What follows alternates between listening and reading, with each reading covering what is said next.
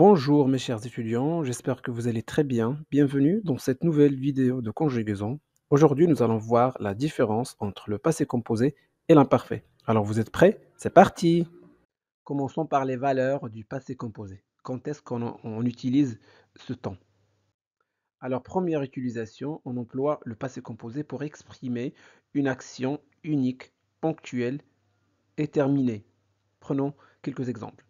J'ai regardé un film hier soir. Donc, et regarder, le verbe est conjugué au passé composé. Pourquoi? Eh bien parce que l'action est unique. Ah, je l'ai faite une seule fois hier soir. Donc elle est aussi terminée. Le film est fini. Je ne le regarde plus maintenant. Voilà, c'est donc une action ponctuelle et complète, exprimée au passé composé.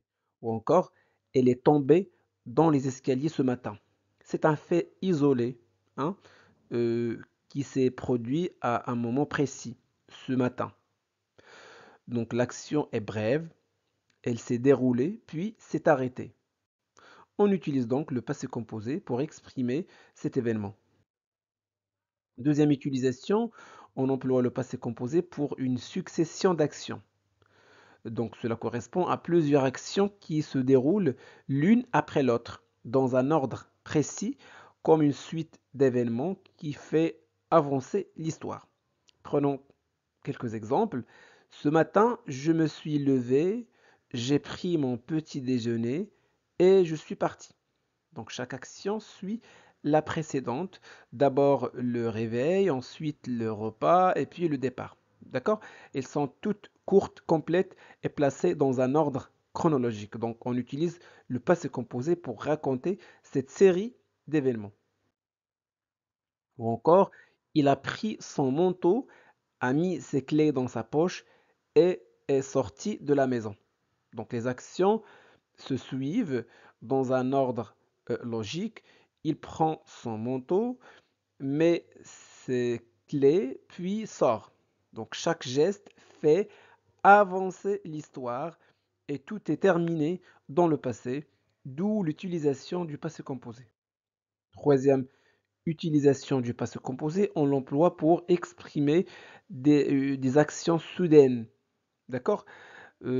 Par exemple, je lisais tranquillement quand le téléphone a sonné. Donc le téléphone a sonné est un événement inattendu et rapide. Il survient soudainement, interrompant l'action de lire. Voilà. Donc le passé composé met en évidence le fait que l'action du téléphone est survenue brusquement, sans avertissement.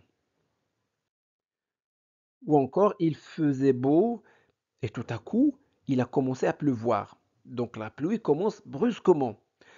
En un instant, le beau temps cède la place à la pluie. D'accord? Donc le passé composé est utilisé ici pour souligner ce changement soudain, hein, qui se produit rapidement et modifie immédiatement l'environnement. Passons maintenant à la formation, la conjugaison, hein, du passé composé. Alors pour conjuguer un verbe au passé composé, on prend l'auxiliaire être ou avoir conjugué au présent de l'indicatif et on y ajoute le participe passé du verbe. Prenons un verbe du premier groupe, fermer.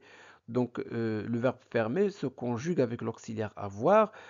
Tous les verbes pour former en fait le participe passé des verbes du premier groupe, on supprime ER et on ajoute E accent aigu. Voilà, fermer. J'ai fermé, tu as fermé, il, elle, on a fermé. Nous avons fermé, vous avez fermé, ils, elles ont fermé. Prenons un verbe du deuxième groupe, finir. Donc, c'est un verbe qui se conjugue avec l'auxiliaire avoir. Pour former le participe passé, on supprime IR et on ajoute I. Donc, voici le participe passé. J'ai fini, tu as fini, il, elle, on a fini. Nous avons fini, vous avez fini, ils, elles ont fini. Très bien. Conjuguons maintenant un verbe du troisième groupe. Prenons le verbe voir. Comme vous le savez, les verbes du troisième groupe sont irréguliers, ce qui signifie que leur participe passé ne suit pas de règles fixes. Il faut donc les apprendre individuellement un par un. Si vous n'êtes pas encore à l'aise avec les verbes du troisième groupe au passé composé, je vous invite à regarder ma vidéo dédiée à ce sujet. Je vous laisserai le lien dans la description. Très bien. Alors, donc le participe passé du verbe voir, c'est vu. Voilà. J'ai vu, tu as vu, il, elle a vu, nous avons vu, vous avez vu, ils, elles ont vu. Très bien. Maintenant, passons aux valeurs de l'imparfait. Alors, première valeur, l'imparfait est un temps du passé qui sert à décrire, à exprimer une habitude ou une action qui dure. Il permet de mettre en scène le contexte d'une action passée ou de décrire des situations sans les précipiter. D'accord? Parfait. Donc l'imparfait est utilisé pour décrire un contexte dans le passé.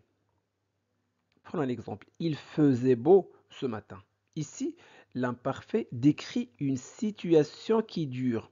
Le beau temps n'est pas une action ponctuelle, mais un état stable et prolongé. Voilà. Ou encore, la maison était grande et ancienne. L'imparfait, ici, sert à décrire la maison dans le passé. La maison était grande et ancienne. Voilà. Deuxième utilisation de l'imparfait, on l'emploie pour exprimer des habitudes ou des actions répétées qui se passaient régulièrement dans le passé. Prenons quelques exemples. Quand j'étais petit, je jouais souvent dans le parc. Donc l'imparfait est utilisé ici pour parler d'une habitude ou d'une action répétée dans le passé. Ici, je jouais souvent montre que l'action de jouer dans le parc était une activité fréquente ou régulière pendant l'enfance de la personne. Donc ce n'est pas une action ponctuelle, mais une routine. Ou encore, chaque matin, il se levait tôt pour courir. Ici, chaque matin, il se levait tôt pour courir montre que l'action de se lever tôt et de courir se répétait chaque jour, faisant partie de sa routine quotidienne. Donc cela indique que l'action était régulière et se produisait sur une longue période de temps. C'est bon? Troisième utilisation de l'imparfait, on l'emploie pour une action longue ou en cours. Très bien. Prenons un exemple. Je lisais un livre quand il a sonné. L'imparfait dans cette phrase exprime une action en cours, au moment où une action ponctuelle et soudaine s'est produite, interrompant ainsi l'action précédente. Je lisais, donc c'est une action en cours. Et voici le passé composé, a sonné. Ici, c'est une action ponctuelle et soudaine. Ou encore, il regardait la télévision quand la lumière s'est éteinte. Donc l'imparfait est employé ici pour exprimer une action en cours dans le passé. L'action de regarder la télévision était en train de se dérouler lorsqu'un événement ponctuel et soudain, exprimé au passé composé, hein, l'a interrompu. Voilà. Passons maintenant à la formation de l'imparfait. Pour conjuguer un verbe à l'imparfait, eh bien, vous prenez le radical du verbe à la première personne du pluriel au présent de l'indicatif. Donc, vous conjuguez le verbe avec nous au présent de l'indicatif. Ensuite, vous enlevez les terminaisons du présent et vous ajoutez les terminaisons de l'imparfait.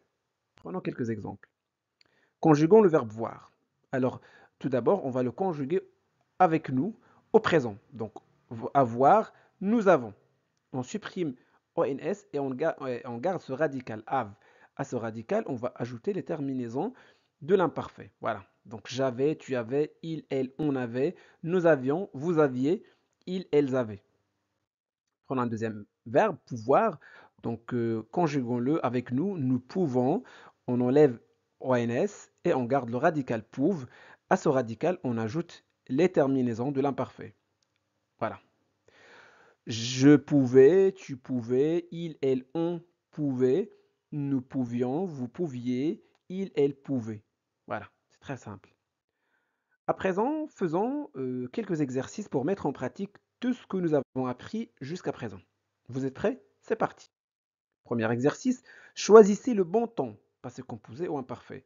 Alors, Première phrase, hier, elle. Elle est rentrée ou elle rentrait tard à la maison. Alors, vous êtes prêts? Mettez la vidéo en pause pour répondre à la question. Très bien. La bonne réponse est entrée. Pourquoi utilise-t-on le passé composé ici? Tout simplement parce que l'action est unique. Elle ne s'est produite qu'une seule fois. D'accord? Ponctuelle, elle s'est déroulée à un moment précis, hier, et terminée. Elle est finie au moment où l'on parle. D'accord? Deuxième phrase, nous avons regardé un film quand tu appelais, ou bien nous regardions un film quand tu as appelé. C'est bon? Vous avez trouvé la bonne réponse? Parfait. La bonne réponse est nous regardions un film quand tu as appelé. Pourquoi l'imparfait ici? Bah, euh, nous regardions est à l'imparfait car il s'agit d'une action en cours, non terminée, ou moment où une autre action est survenue. D'accord? Ici, tu as appelé, donc est au passé composé car cette action est brève, ponctuelle. D'accord? Parfait. Troisième question, troisième phrase. Chaque été, ils allaient à la plage ou ils sont allés à la plage. Vous avez trouvé la bonne réponse? Bravo. La bonne réponse, ils allaient. Pourquoi utilise-t-on l'imparfait ici? Parce que l'action est habituelle et répétée dans le passé. L'expression chaque été indique une répétition régulière typique de l'imparfait. Voilà. Quatrième phrase. Tous les dimanches, mon père préparait un gâteau ou a préparé un gâteau. C'est très simple. Vous avez trouvé la bonne réponse. Bravo. Préparer. L'expression tous les dimanches indique une action répétée dans le passé. Donc l'imparfait est le temps qu'on utilise pour parler des habitudes ou des actions régulières dans le passé. C'est bon? Parfait. Deuxième exercice, mettez les verbes au passé composé ou à l'imparfait selon le contexte. Très bien. Commençons par la première phrase. Il, nuit et tout le monde, dormir. Alors, la bonne réponse, il faisait nuit et tout le monde dormait. Ici, on décrit une situation générale et continue dans le passé. L'ambiance, le décor, donc ce sont des états durables, pas des actions ponctuelles. C'est bon? À 20 heures, nous commençons à manger. La bonne réponse, à 20 heures, nous avons commencé à manger. Ici, l'heure est précise. À 20 heures, l'action est ponctuelle et terminée. Donc le passé composé sert à parler d'une action courte, datée et achevée. Chaque matin, donc c'est l'imparfait tout simplement. L'expression chaque matin montre une habitude. L'action est répétée dans le passé. C'est bon? Donc voilà pour aujourd'hui, j'espère que cette vidéo vous a plu. Si c'est le cas, faites-le savoir en laissant un petit j'aime. Vous pouvez partager cette vidéo avec vos amis pour les aider à progresser en français. Et n'oubliez surtout pas de vous abonner à notre chaîne Classe de français pour ne pas manquer nos prochaines vidéos. Merci de votre confiance. Au revoir.